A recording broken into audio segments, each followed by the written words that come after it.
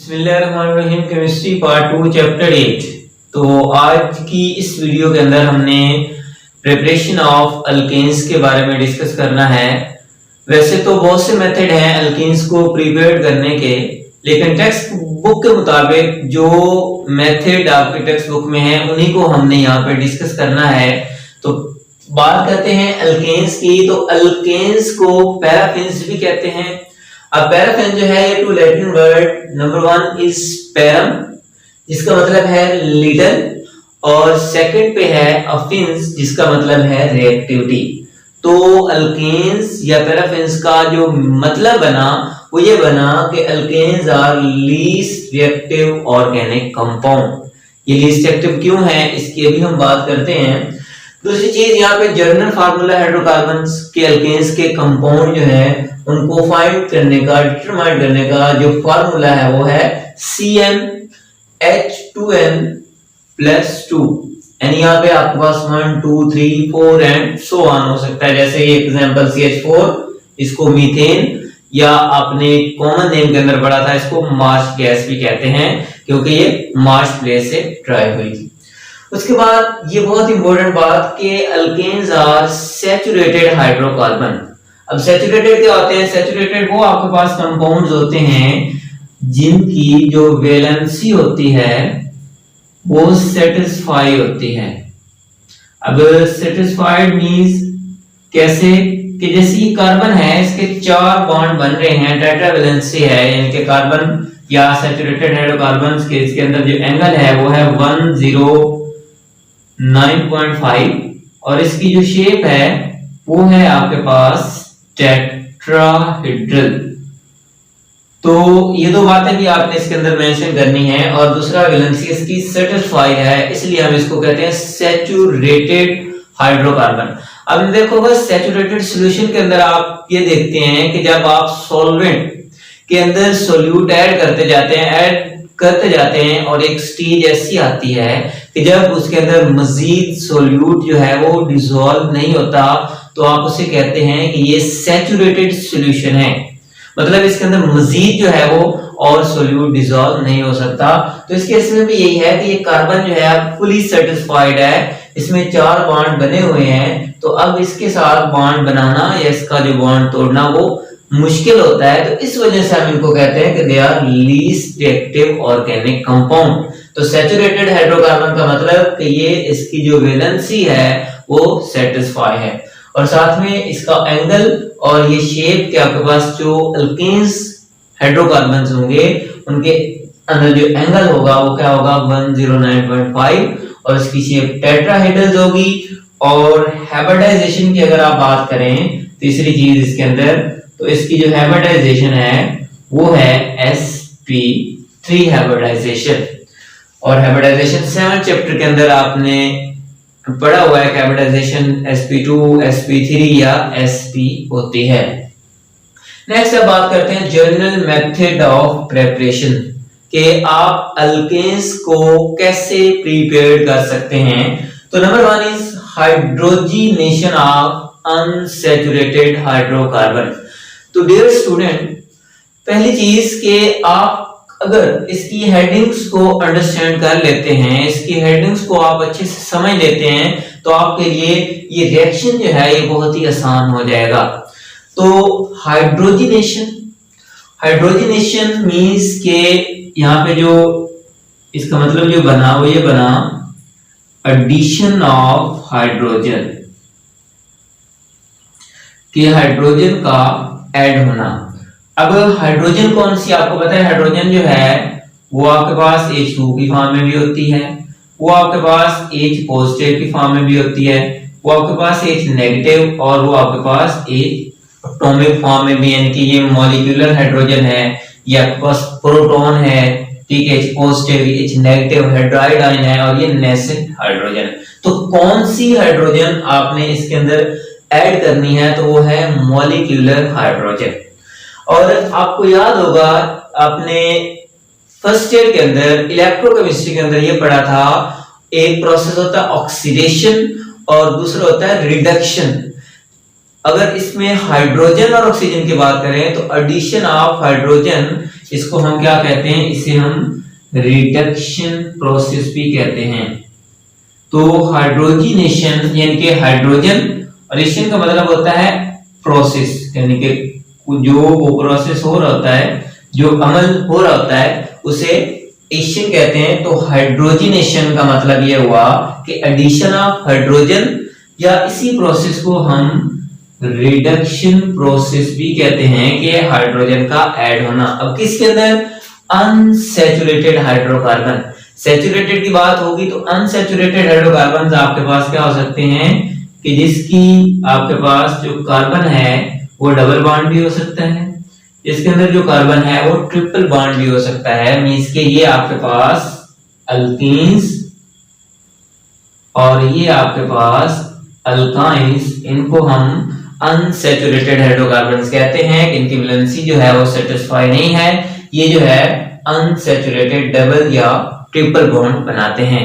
तो अब इसका मतलब क्या बना कि अनसैचुरेटेड हाइड्रोकार्बन के अंदर जब आप हाइड्रोजन को ऐड करेंगे तो उसके रिजल्ट में जो आपके पास प्रोडक्ट बनेगा उसे क्या कहेंगे, उसे हम अल्केन्स कहेंगे।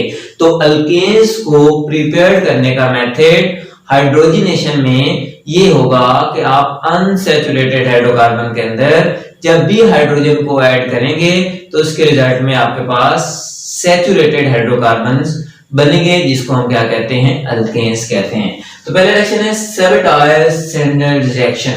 ये सेबेटायर-सैंडर रिएक्शन ये एक साइंटिस्ट है और उसने सबसे पहले कि अनसैचुरेटेड हाइड्रोकार्बन्स की हाइड्रोजिनेशन की थी in the presence of nickel as a catalyst, और जो टेम्परेचर था वो था 200 टू 300 सेल्सियस। मतलब निकल की मौजूदगी में जब आप अनसैचुरेटेड हाइड्रोकार्बन्स को हीट करते हैं तो रिजल्ट में जो प्रोडक्ट बनते हैं उन्हें कहते हैं सैचुरेटेड हाइड्रोकार्बन या अल्केन।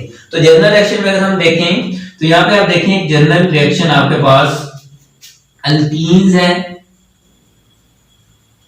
तो ये जो अल्कीन्स है जब आप इसके अंदर हाइड्रोजन ऐड करते हैं तो ये पाई बॉन्ड और ये सिग्मा बॉन्ड, तो पाई बॉन्ड जब यहां से ब्रेक होगा, टूट जाएगा, तो आपके पास एक हाइड्रोजन इस कार्बन के साथ आके अटैच हो जाएगी और दूसरी हाइड्रोजन जो है वो इस कार्बन के साथ अटैच हो जाएगी।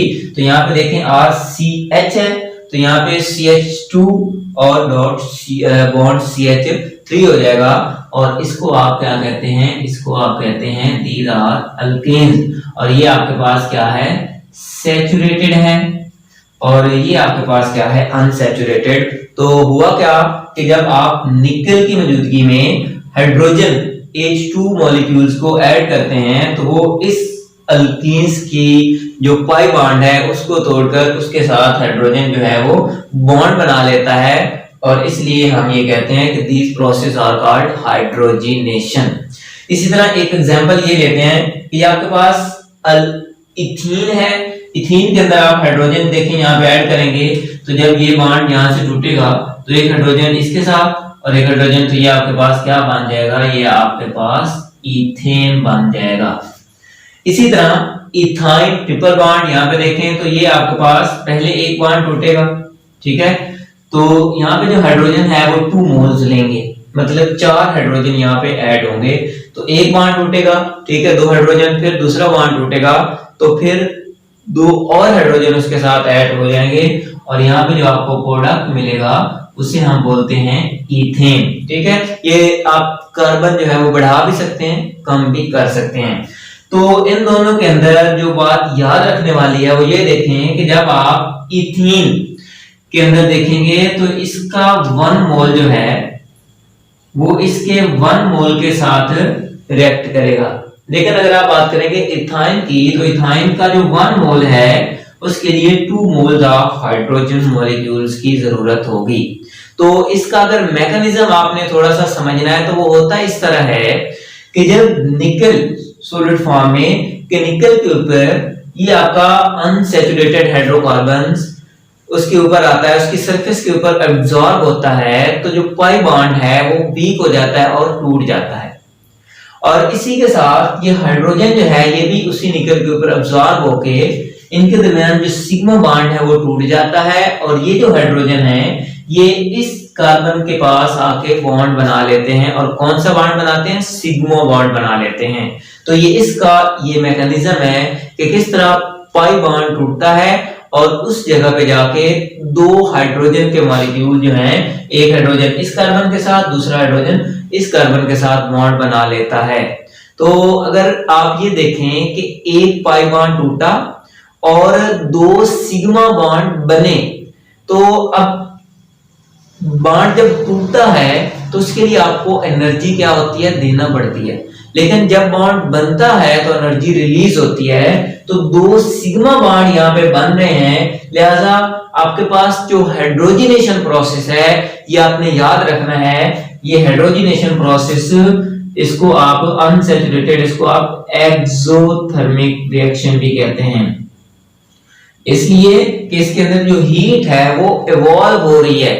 तो ये हाइड्रोजिनेशन, इसकी डिफाइन आपने करनी है, addition of hydrogen in the presence of nickel as a catalyst at 200 to 300 Celsius temperature is called hydrogenation और सेबेटायर-सैंडर रिएक्शन। तो ये आपने जस्ट क्या किया, इसके अंदर हाइड्रोजन ऐड की। उसके बाद ये एक इंपॉर्टेंट बात है कि आप प्लैटिनम और प्लेटिनम ये मेटल भी यूज कर सकते हैं और इसका फायदा ये होगा कि इसके लिए आपको हीट नहीं देना पड़ेगी। ये रिएक्शन जो है वो रूम टेम्परेचर पे हो जाता है। लेकिन हम निकल ही क्यों यूज करते हैं, इसलिए कि ये जो दोनों मेटल हैं ये बहुत एक्सपेंसिव हैं, तो इसलिए हम जो हीट करना है वो तो अफोर्ड कर सकते हैं, लेकिन ये मेटल इनके साथ जो रिएक्शन है वो मुश्किल है। तो इसलिए हाइड्रोजनेशन निकल या प्लैटिनम या प्लेटिनम की मौजूदगी में हो सकती है। इसके बाद शॉर्ट क्वेश्चन में आ जाता है कि इसकी इंपॉर्टेंस क्या है हाइड्रोजनेशन की। तो इंडस्ट्रियल इंपॉर्टेंस में ये होता है कि वेजिटेबल ऑयल, जो कि आपके पास अनसैचुरेटेड एक ऑयल है और ये लिक्विड फॉर्म में होता है, और जब आप इसकी हाइड्रोजनेशन करते हैं इन द प्रेजेंस ऑफ निकल और इसको हीट करेंगे, हीट करने से आपको क्या मिलता है, वेजिटेबल घी, इसको वनस्पति घी भी कहते हैं। और ये आपके पास सॉलिड फॉर्म में होता है और ये आपके पास सैचुरेटेड होता है, सैचुरेटेड और ये सॉलिड फॉर्म में, यानी कि ये लिक्विड फॉर्म में होगा और ये अनसैचुरेटेड है। और अनसैचुरेटेड से सैचुरेटेड की तरफ कन्वर्ट होना इन द प्रेजेंस ऑफ निकल और इसके अंदर हाइड्रोजन का ऐड होना क्या कहलाता है, हाइड्रोजिनेशन कहलाता है। तो ये पहला मेथड था, हाइड्रोजिनेशन से हमने अल्केन्स को प्रिपेयर किया और इसके साथ इसकी डिफरेंट एग्जांपल है। नेक्स्ट है आपके पास from alkyl halides. Alkyl halides, alkyl और हैलाइड्स आपके पास ये हैलोजन्स यानी कि X। अब अल्काइल हैलाइड ये कोई एक आपके पास कंपाउंडिंग है, ये सीरीज ऑफ ऑर्गेनिक कंपाउंड्स हैं। दूसरे इसके अंदर ये आपने याद रखना है कि अल्काइल हैलाइड ये नेचर में एग्जिस्ट नहीं करते, दे आर सिंथेटिक कंपाउंड्स और इनकी जो नेचर होती है वो ऑयली इन नेचर होते हैं।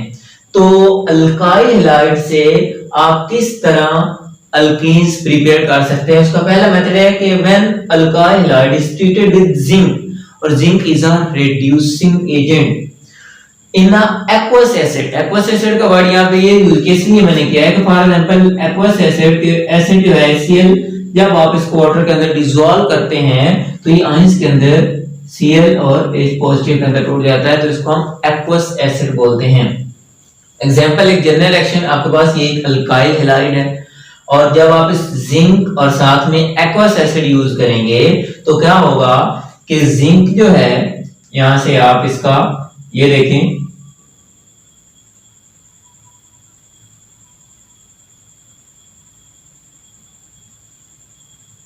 तो ये आपके पास यहां से बॉन्ड टूटेगा, जिंक जो है इस हैलाइड्स के साथ और इसके साथ मिलके ZnH2 बना देगा और ये जो H है ये आके इसके साथ जब बॉन्ड ब्रेक होगा तो ये आपके पास क्या बना देगा, ये आपके पास अल्केन्स बना देगा।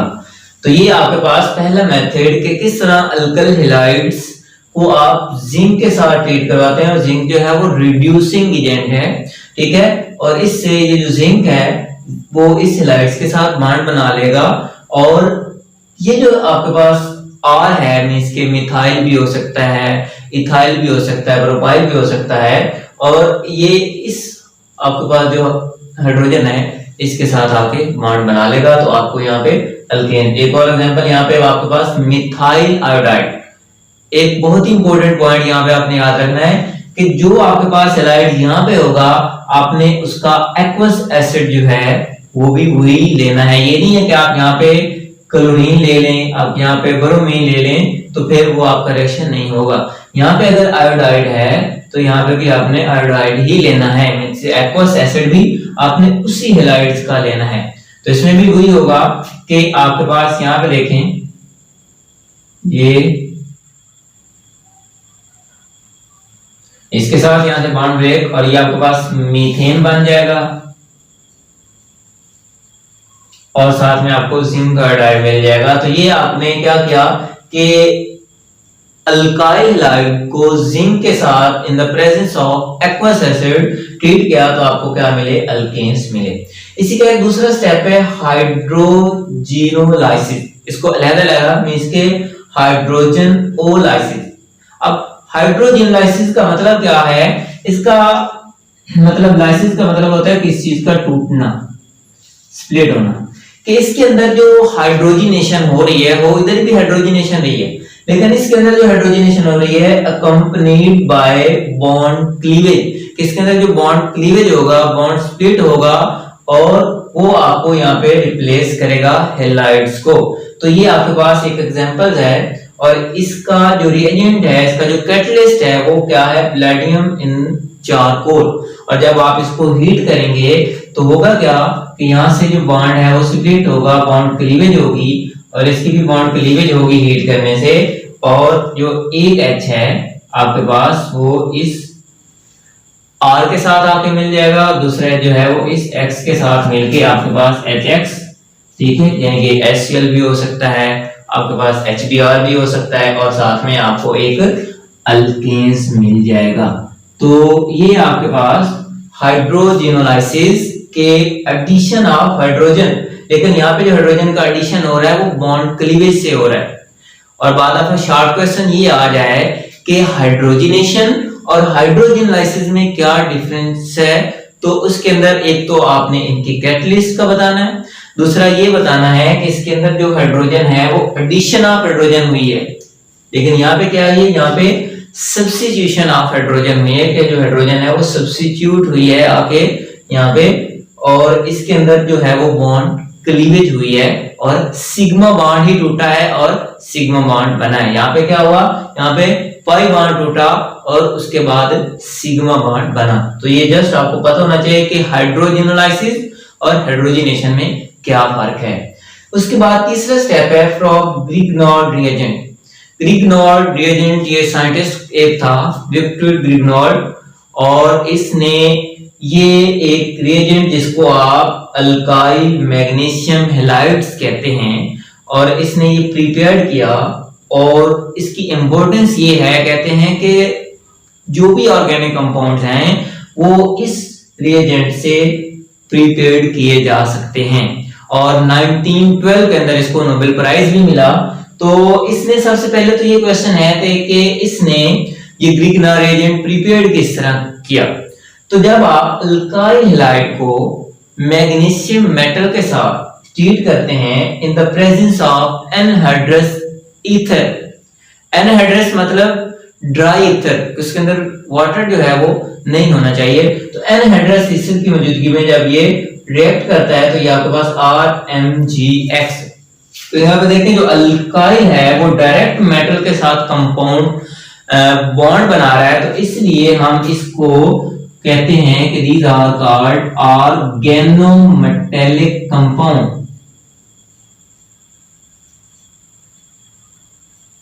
These are called organometallic compound। तो हम organometallic इसलिए कहते हैं कि ये अल्काइल डायरेक्ट जो है वो मेटल के साथ बॉन्ड बना रहा है। तो ये आपके पास एक एग्जांपल है, इससे आप बहुत सी आगे इसको हम चैप्टर 10 है उसके अंदर भी इसको डिटेल से डिस्कस करेंगे। यहाँ पे जस्ट हमने अल्केन्स प्रिपेयर करनी है, तो अल्केन को किस तरह प्रिपेयर करते हैं, यहाँ पे देखें एक एग्जांपल है आपके पास मिथाइल मैग्नीशियम ब्रोमाइड।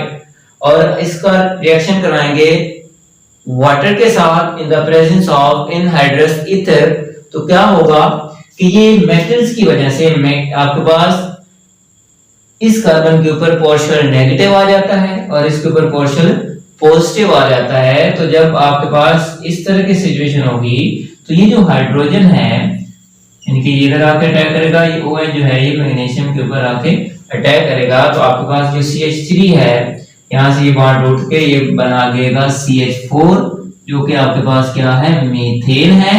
और दूसरा प्रोडक्ट आपके पास मैग्नीशियम, एक Br आया था और OH इसके साथ अटैच हो जाएगा। अब आपने प्रैक्टिस के लिए यहाँ पे क्या करना है, आपने यहाँ पे जो है 3 कार्बन और 4 कार्बन मींस के आपने इथेन और प्रोपेन को खुद प्रिपेयर करना है और किसके साथ, वाटर के साथ रिएक्ट करवा के इन द प्रेजेंस ऑफ ईथर। तो ये सिंपल 3 मेथड हमने अभी डिस्कस किए हैं अल्केन्स को प्रिपेयर करने के। इनको एक दफा सम अप कर लेते हैं। पहला मेथड है हाइड्रोजनेशन, उसके अंदर हाइड्रोजन ऐड करनी है इन द प्रेजेंस ऑफ निकल। पाई बॉन्ड टूटेगा, 2 हाइड्रोजन आके अटैच हो जाएंगे, सिग्मा बॉन्ड बना देंगे और वो अनसैचुरेटेड से सैचुरेटेड में कन्वर्ट हो जाएंगे। दूसरा है from alkyl halides. Alkyl halide में ये होता है रिड्यूसिंग एजेंट यूज करते हैं और रिड्यूसिंग एजेंट जो है वो यहाँ से अल्काइल हैलाइड को क्या कर लेता है, इसके साथ बॉन्ड बना लेता है और ये जो एक्वस एसिड है इसकी हाइड्रोजन आके इसके साथ बॉन्ड बना के ये आपको सैचुरेटेड अल्केन्स दे देते हैं। इसके बाद है हाइड्रोजन लाइसिस, मींस के हाइड्रोजन का स्प्लिट होना, बॉन्ड क्लीवेज होना।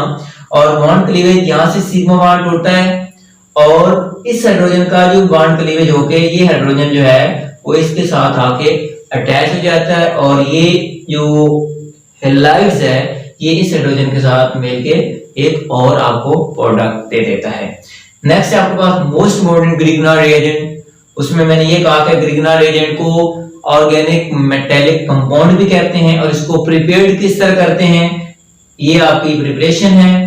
और ये एक एग्जांपल्स के किस तरह आप एक मिथाइल मैग्नीशियम ब्रोमाइड में से आप मीथेन प्रिपेयर कर सकते हैं, इथाइल मैग्नीशियम ब्रोमाइड से आप इथेन प्रिपेयर कर सकते हैं, इसी तरह प्रोपाइल मैग्नीशियम ब्रोमाइड से आप प्रोपेन प्रिपेयर कर सकते हैं।